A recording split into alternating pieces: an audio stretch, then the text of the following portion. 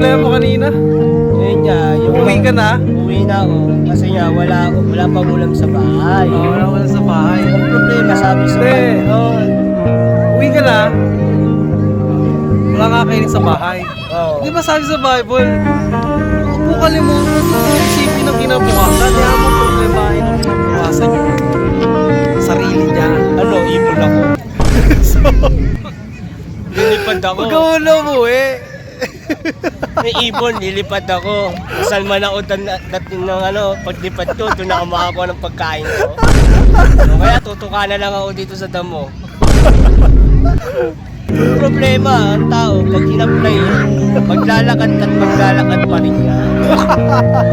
Kaso, sa paglalakad niya, dinala siya ng paa niya sa kapatirang may kakayahan.